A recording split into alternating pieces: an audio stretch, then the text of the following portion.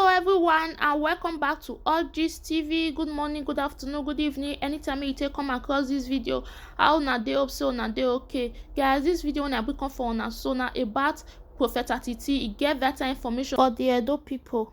So now say my camera come for una, no down and just see am. I hear the waka dey go for Facebook now. I just see am and say I don't know that my correct people don't see this video. So my book I call for una.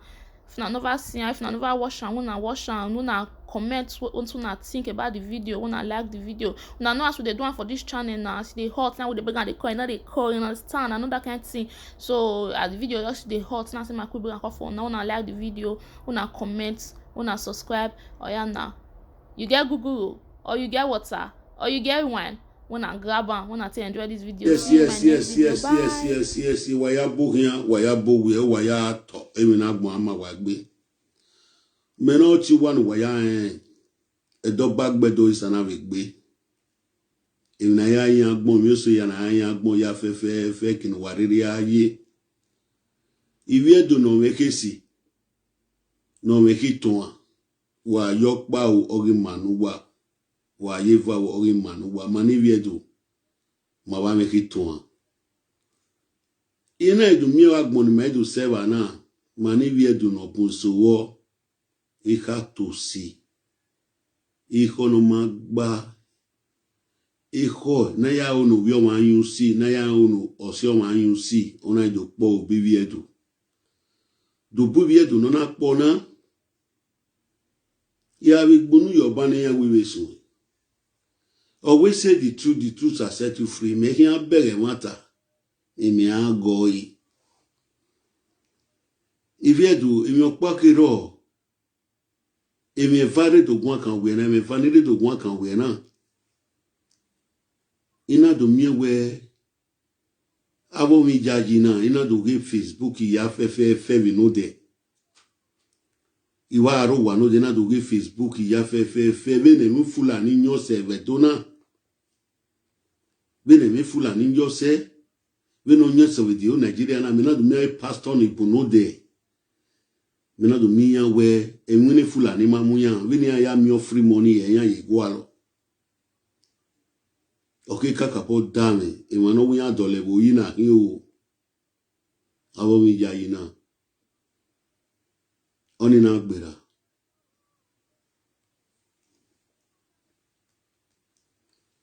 Number 2, igun garu opa we no de e connect abi mai na iti de connect no. Kino de adi e mai mo Ini wa na ye ka mai we ni ye giun igba e kan giun gi igba. E connect or Italy. Igba e kan giun gi Onna gbera. Ina weni do gwe ihwe magwa ihwe mano rewe bo ya fe ina weni do gwe ya gwa di ya gari akewe mikpo ina so aso manya ni weni da doge mwe da doge now ni da doge mwa yinwe na akewe mikpo na yikana ni ya egba bi ko na ya fe wani pere do gugwa no ga mueme emu yoto abi kuna ya fe nia no si otigi onyanga okupo ya so asi otigi na si nyanga na gwena egboku ani total una ru egboku ni wo wa akwega ere okwo ni doka we ma okwo no mueme emu yoto dedegbe ezo for January to December ezo Oma vini meji no ma ye squini treat. Me se ti re gboko veri ojo kwa. Okuno every blessed day ezo nagging. Eriyan time po nagging. Oma vini meji me se ti ri. Adobo miwe ima kinu gba bera mi la. Igba wi ko ni ya fe. No ma kini ake pa. No ma kini ari nu da ya mi go kere wo bo ami mi nu ya di kan ami mi ni ya u itan fi ma do kere file kwa e ti mo bodo pepe tu ge na iviedo no rowa kinorisi evini yewere ba wo nani ha maami emi security na no emi security na ni magina mage ikuiku mama ka yemi we mi gari ane e mani viedo na da rule gidi mi ada adini mani viedo mo bozeyo ime gije sefena hamuwe oviedo no viedo we gihin o e wo no lega do no waya lao mena to miwe e di Friday no gbera o me ni aga we wo pa na tie eki weko imami ya ta eki na we ina do mi emi opa eko na ekonunu ame o me wo pa na tie eki iba ya na we ne mi ya guna ina aguyo emisasi na emisas wata fulani ina aguyo ina da ye police money no bon ina amuni yakpa iva me na do mi abi ku so social media abi ku so ina ni kaza bokpon mi je me ni mama ogun ma pa no ruwe biebi e show e face e ma on e so we mama joy no ima de mama joy ati ije wa to emi na gbon ama we gbe ije ibero segenu simini iwie we ya fe wa dege ije wa to efe bo werie oni ya ijo mono ma ijo mono gwa do lewo yi ijo mo no gwa kokko money ya on because uonu do lewo yi e mono de gbe the new generation of the o si e kiana ari uji we nu e imani we ji ni we keme but we biebi uji a video we 3 days ago we mi on ina mi gai benu ya simi osege ne mono wade ni momi kena hawo okwo mi oyi awi ku no tale tata toto awi ku ono si e ya ga gbu ku no gugun ya we ya gugun a te keme na ri yo we esowo e keme te keme na ri yo we esowo ye wo ku wa ribi edo kai but me ke do mi awi ku na ya fe ni ke ya fe onyanga wo tigi ni ya si vevo ina do mi we aluga ni gede gbero wa neverio ku neverio e begi e mata ma we na etinye iku neverio no simio sigi egeidi inike ya asu eni yo bot iwe asu eni yo wo sege ina do mi we nike ya fe we na ya mo pe agboto we na ya mo ko gboto ni ya yun si e ya gwa lo ena we aka bokpon won ye we biebi na agbon azagba na agbon instead ka we biebi o no temi no ma ho no ru we biebi no ru we koko I come and yo we biebi oye azagba na agbon wa to ye yan wo we ati mama joy mama joy ati e in me video no hu we are senior segini we ya fe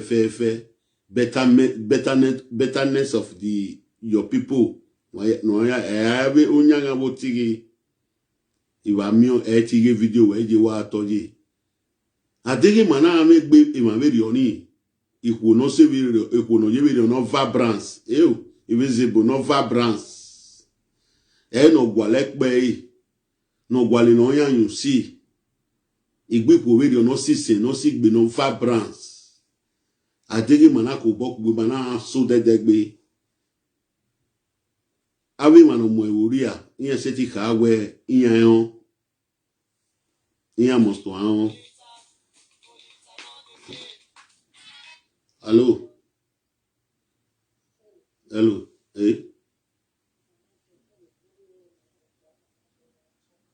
what is okay okay wayato iseti di glory no amanya glory iseti di gogo no manya gogo o matime owe mama joy oruwe baby oru azagba nínú ku iwa watch video ge wo ga gun iseti di glory ogo ma vi no ma vi oku ni kinuri aye adogo me fun no ba me ibegi nwina no wa nwina ne ivie wo ya fe no ya simi osigi winu ya gbina ni vie wo 2 days ago abi 3 days ago we beg we ina me share the video keke ya ge we imani we ma be bi ya tasi ina we ma din we so we mama joy so we nene but iye nogi wa to emi na gbon ama we gbe nu ya simi osigi ni vie wo ya fe wa to mana me gbe ku video no emi no keki awen ma aje we bonu ma do we mi awen ma ya aje we bonu ma do we mi mano buna lo to la we bo mana gele du se we bo na do we mi na adegi mi ma we na ya fe mana we ni ma gele lu ye we ma we ne wu ma ya temu e logo ke temu akedo mi we oku iku dan oro abi gbe age ogogo no ro o ma bi mi yi ti yan gbe agja no ogogo no ma ene gbe no we alajan we no ladian yan we so da ladian be dero ni abi no bia me go no lalunu yan gun yan we ni yan agbe ni yan mu ike yan so irite wa ni se wa toye nogi emi no ya me ladian we na igiun yo to no de ize ke mami eni wa na de gbe ika mami yan we ni igba e kan giun gi adero ma iku ni emi no on enegwe ovokin alaye gbe na ta agba yen ogwo arule koli iso efe yi ona gwo arule koli iso efe yi ni me ya gun ge kino de adi ya kawe ma me video ni on enegwe ovokin alaye yan bi ye gbe na so retire no we no call we no team immediately attention is needed. So ina emi to ta we na walao kimi no riri asunu kimi ni riri ta no ma kinema adege na gagunwa gbe no riwa no dami o ugbe okuto wa mi no manoro no ari wa mi nebe manoro no azo obo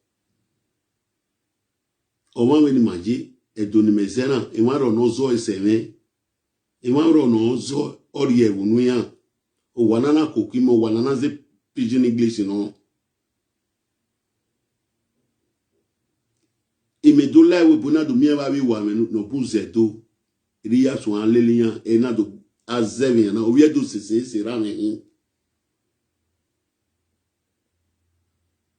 so a short video can drop we na we really put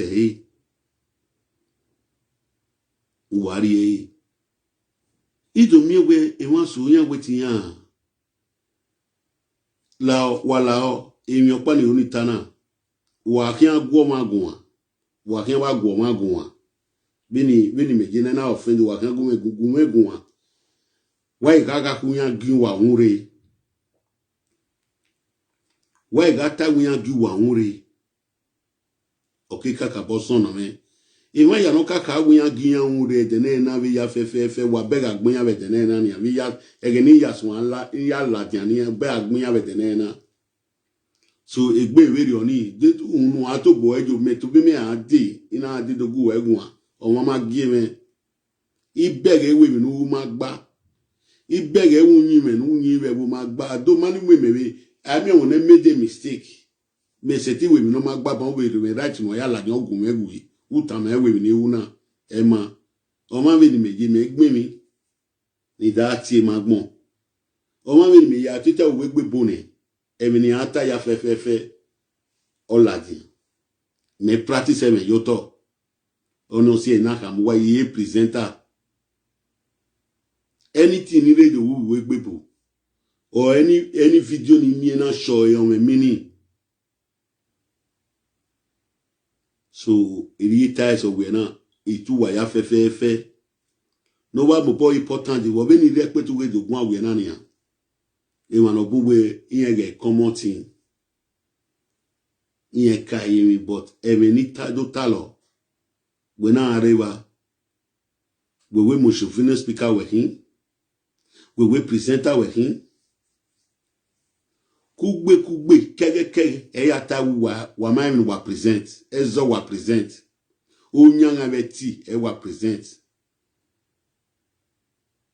uwari uzangi buwa uwari uzangi monwa kokodi imono ndo mwa ba video uwa uwari uzangi buwa ya we maso atawori uzangi edo weri uzangi o edo weri uzangi egbugbe di ba weto bugbe e weri uzangi ami arun pa ne setifi weri e ami arun pa no se bi tota we mi ni ewu na owe ma ofi weri owe yen fi weri ero o ma gun ano wana fi weri e ise ti to gu egun apa we ni ya gu egun a me gu Abu Dhabi egu abo ya ga di na mano ya value ohun we na total for 3 hours una the video no you know watch e gba so na total for 3 hours I really work it will come back to normal o ma be working because me do gu egun ani with spirit do ya gu egun ima do gege do ku gbete oni gu egun na do gu egun ina gu egun ina total for 3 hours una we me no ladian unu me there we ni o te gbin o ki egege so iwan bu ni a oni ni aye gugun but ege kere no iwe ni de eme so tero ni ata eme so ro ni ata ya yibita ya do yin yope ani yin yoku ni wala ina la je yimi we ni ri ya la je yimi e kakan wa ebe ni film ya re eri film ya fo awon be ni mana yemi ne ma ni ma si yo ma gbe ma yen ni ma si yo ma gbe ma yen no be yiko boy we ma bien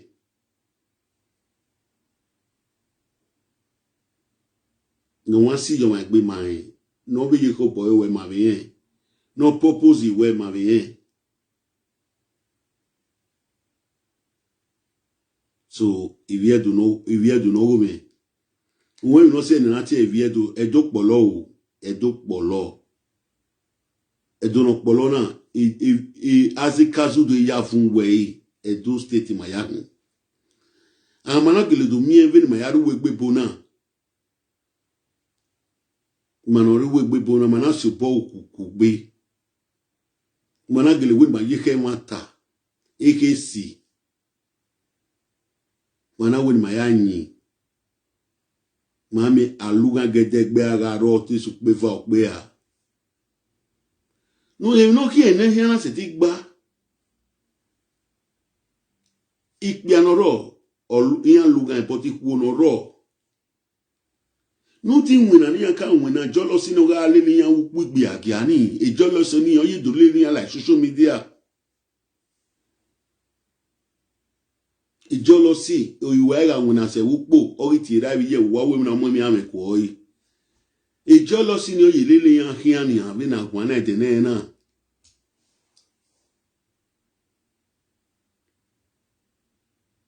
o si a hian you see o gba lu kode no na mo egboto o si o ga mi view aso yi o gba le kino na mo egboto oni o si e o ma be ni meje abi gbe agi owo gbe agi ano ma ni gbe iye ta ofon a ofun o mo no ma ona tin ni dian o fi karata iwe o fi nu e weri e no ma ona tin ni dan o ma we we na laje wa dogun egun aban bu we mi no o me you can only back but me a ladian in a strike usaya ewe mene nika ya ewe mene in a strike to say It might take time. Sometimes when we okay, this one react. Even okay, kaka about that, I won't you in what I knew with Facebook. I won't you in one bunye. I will walk back. I will job more. I won't you in what I knew with Facebook in it. Then where we go over there with $1 more. Oh, we so one away coke. Oh, we are mono, I go with that. Ira, where man. Ukuzon seti a live video for 3 hours, 4 hours. Even no taloma make editorial advice no one. Talk me eminia una emma. Eto straighten one.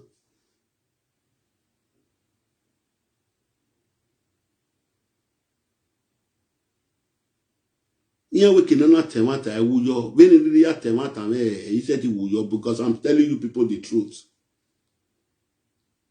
Why me neighbor was supported? Why me neighbor was supported? Where you are who are the best? Where you are we miss wow?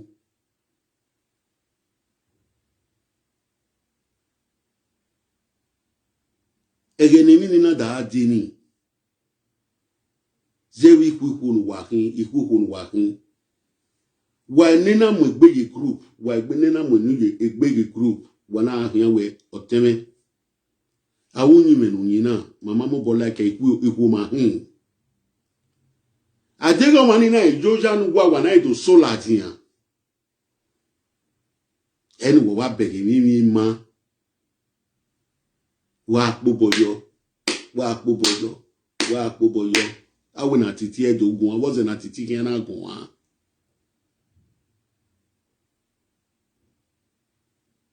Ni oni do tamu wana. Walao.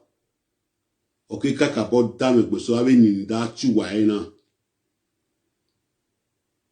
Walao. Ni da doge funi mo ge wede. Ifulani agbele wan wa ibodo yan surrender edo ne. Wa we mi kuno. Wa we kuno.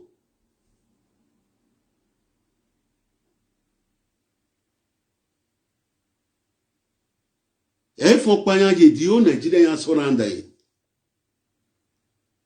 Wa mi e dero ba we ti ene wo yekori on. Ina lidaru 20 la wo ina ya be fiyan o. Ini wa bege ni no ka sinu tan o sa. Ba ye be bege o e tu wa ma mi o. Ya bi bi ka man oro bi ki man oro ni bi ka ni ma ima won de ipa ma ya gbe na ma ye pa gbe na una ti ebo mi na ti ebo ni ma na ye pa gbe na dadoge ari wo ge. Ima won de mo ba ba pa. Iye de bege ni ihe mo ko pa iga go ko pa gun ma ko mi na gbe na odun yan. Igi gbe na odun yan gbe na ni yara mu wege. Megi mi de owo fofo eje gbe igi gwegun na ko me we because orion ni me ni wa like e. Eri ma ya gbe na gene de. Egbe na ni ami awa sunu kede you the Chris ke ka wa mo si la gan wa fi epo wa. Wo sie ave leader dani no kodu huni o vi bi kanala di. Ave bege mi na ya seti de na ya fi fi mo na weri eniyan. Na ya seti fi ave mo na ya weri e. Eye mi ibe mi agbogun oro no gbogun oro. Ibe mi e be dere mo ni de gwegun agbogun oro ma ni gwegun wa.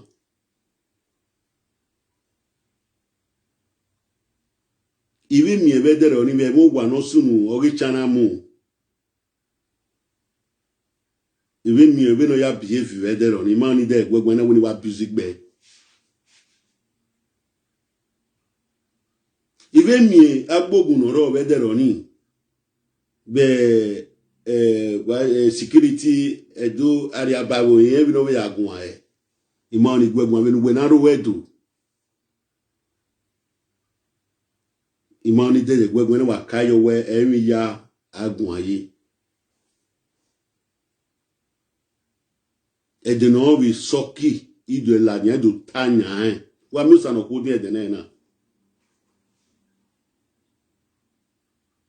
igi ungie wa begere na come back to senses wa yemi okere dade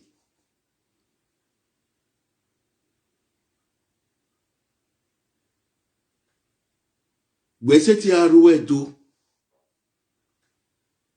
okay why agboya complain yemi na kege ni ya dia complain yo even na do sedo ana gele do form me nu wa ya vio bo ba eni anu da ma mo leader nu wa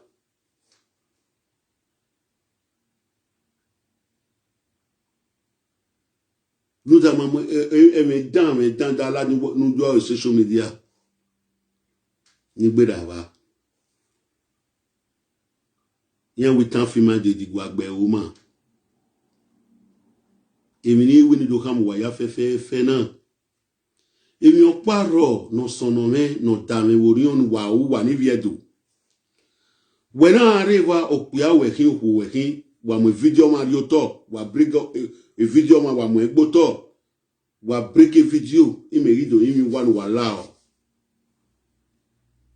wa ri mo video mo lo paso to wa ri break a video ma dan adiro wa ni na we mi dan ma gba ona we mi no ma keke wa lao ipe abu representer na me presenter time wa me presenter ipe abu ou ekinona we mi dani ou pe la ou fian la dian ou se de ga presenter na ni agwegun wa ri bring video ma lo padan ina we la se fe na we gwe ave blogger sigwan we na ba prokoye wa we tini ke o omo pa ni wa like vo amen buoyant e abi amen boni o wa la dian nu ade okay so angun amen bono abi a proko no imagine no e presenter si buniwere oni giungi kate ya agi ona ma wawo ya agi ona ma wa ya agi ona ma wa du wa ona ni gie ma wa nous de ona nous les banse et venir de ta banse igualo ite mo episode we no de ti mo episode we no de ona wa wo wa gai so wa on e present na wala o even only time wa anything no kan wa no ho a now if you access igbogi na ave access igbogi na no ma won wo wa no ma on yedo no ma segaredo when any video ni na gun kan even no kan wa no kwa la o why moye blog why blogger on everybody do me why blogger ima we go nu wa lo we to bo no blogger ye Facebook won we every no gba o man you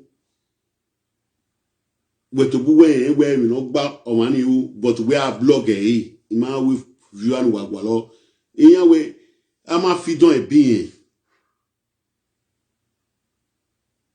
èmi c'était dans logo wa ko ki no lare èmi c'était dans logo wa ko ki no lare won we video no ya mu ye page we no and ina we need your opportunity na be hamugwa even ni kawe ta e kan kege ni ya ade owenhin iye we kaka mu wa we a picture no wana ban ho wa imani there be friend request even una be I friend even ina mi picture na ya banwa instantly na delete we kwa imano bon ami we gbeso delete yan kwa yan reason se ni na delete yan kwa imano bon ami e reason e we delete e kwa en reason ni na delete e kwa we se ti do mu picture do banwa oku no banwa udu ya accept me as a friend ya accept you we no egene de ma won adi coincidence odo wa me aga gbina upona banfo awe ewo okunu give virus abogwa lupon ru an Dari de webo. Oni ma we e webo yo wa kon. E webo ye o ma yere de wa. Ba so emi ni to tam wana opia ohuo. Wala mi ko no banu wa. Koma wa yi send de egume. Wa yi show egume. Ikavi temena ge no pegbe yake we mi po na bi time wa. E send a message boss me money there. Ime ido imi wa opia ohuo. Bana mi ko no banu wa muye Facebook ni. Nu wa share ni wa yi show egume.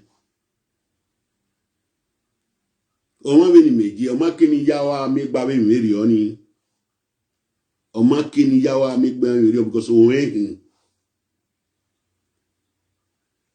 Ado when we send the egime ke jene na pa na bi ti we na jo janu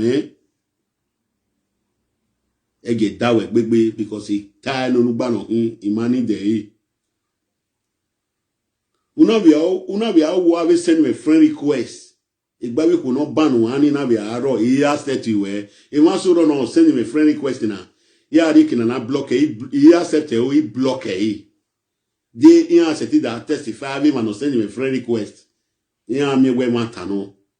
Because if you know it can be couple way. It might like me to be me face me that go we go. We said we are sending me friend request. Or are sending me nonsense friend request. I will block you.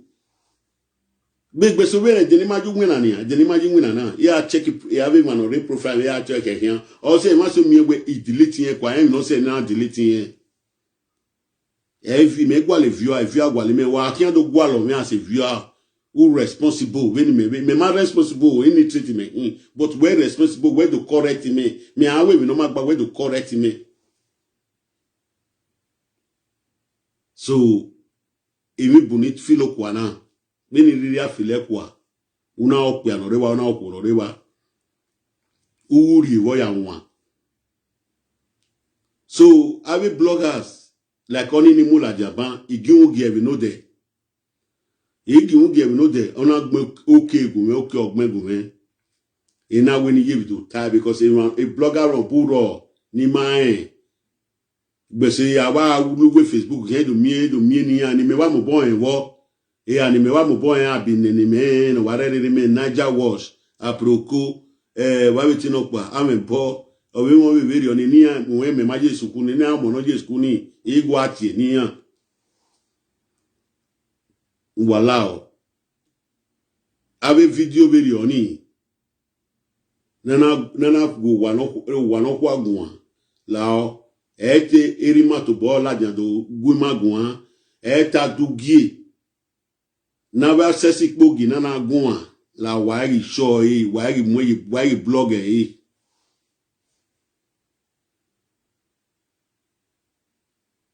ade o wana be we mi veni me yo mana be we mi ina muru page ina muwere ge no ina ya le inona that side ge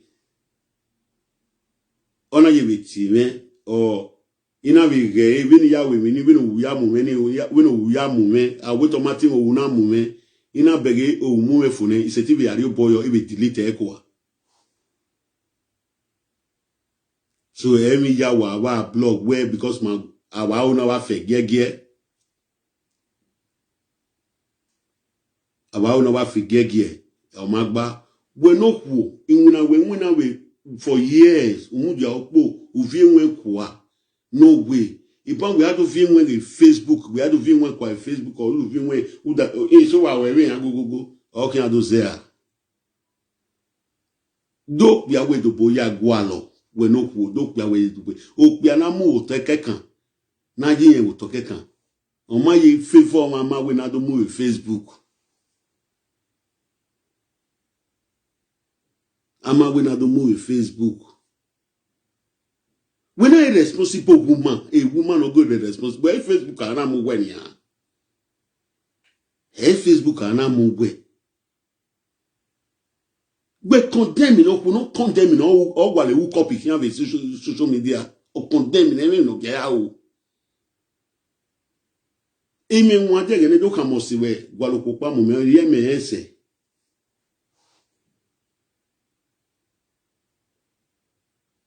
osime gwa ko kwa meni yana wa ya si wana iya ba di social media no via go do ko no wi ro wodo ya o ko so wi ro wodo o wa mo gbe abegi won eya. You are not a responsible woman. You are a coward. Your body is your pride. Do mine. No way. Go where the word of but so me and many. Or one will be about begging one ya about begging we for me. A terror no munya. Oh, logo my way munya who that way and that way na. It was a Christian feel. So if you do not work in order to see why you are told me not mama why I be. Why your power man wa na yiva o man wa. Adegi ni tama wa ma like wa la wa ya boven. Ni riri tama ne ma wa ya boven. Ya we ama gbo omode. Omo ekino na wa bemiku. Ono so na miewe ya la dian veni riri ya budi o veni riri ya guwa gwae.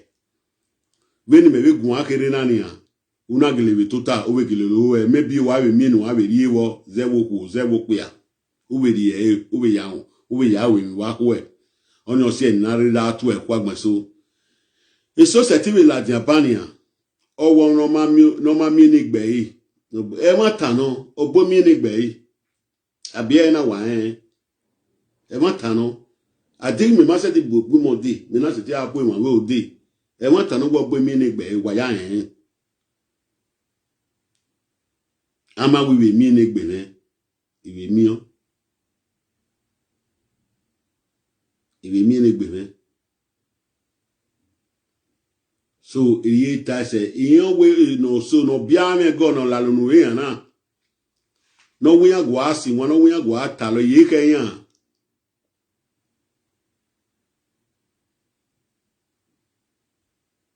So iriye witase waya kojo emina gbo ama wa gbe wa ewe me mo bo pe video o de wo na mo bo pe video ika mo pe na ka mo ku na ka mi yo mo na ka mi gba man wa lao nu wa wi yo boname wa subscribe ari prophet atiti top show atigi vini maji mo ave de na ni ha vini yo ro we na idu mu we gbe bona idu mu yo to. No call oko maya sample maya gogo ugoge denena owila ubediye ibudoge denena ubediye if no say na onia ni na break me na onia ta if we are break or say when we allow we are subscribe your prophet atiti top show we are subscribe you because ni make na keep enable tie commentator how even at na view ko money avio ko momo are yan do wan wa yi because e manani ani me na we na ko yan seti wa be mu egboto gbe ave video ni ri mi ropa wa mi video so ni wu egene okuno bieme ami mi opa no mata owigin egbe agagin ya ezo ni mama ye gbe mi na gwan ani ya e wan so kai we no keti e bo ma se e wan so ye be bege or you kiva u kyopa dina be me phone we ya tu we ni mwezo fo ini ye be ta better life ma uma ya gwalo me set ya ro do me da re wo na awagwa me ga feel well like woni ne that the way we go because women we ga aje immediate ticket ya drop we the airport na wo ma gui me ke pa wo mere we gi so dore we na weti ma ga gui ami ogo pa no maladian ona gui ezo me ma so ona gui van so na ladian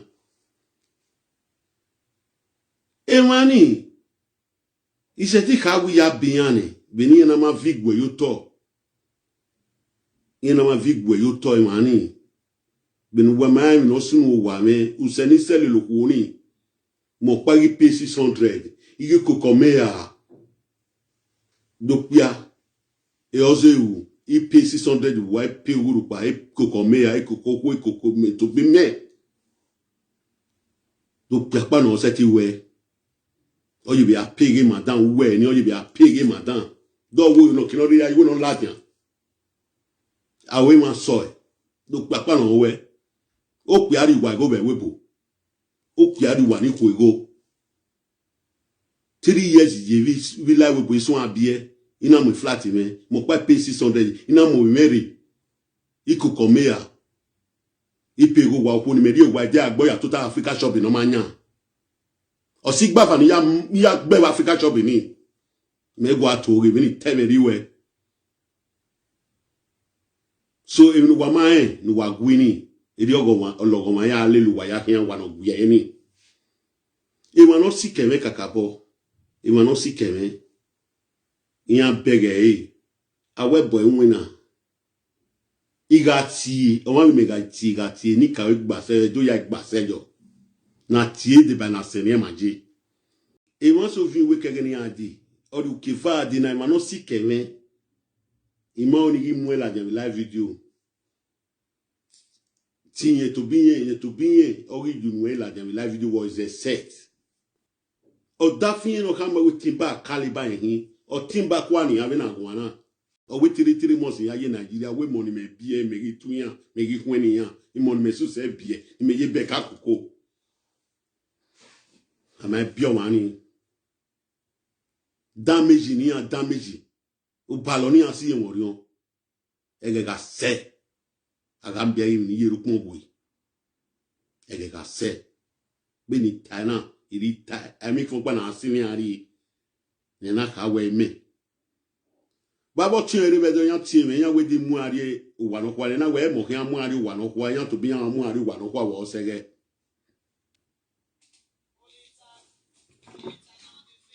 hello J mana dele fin video so iviedo wo kan zegbe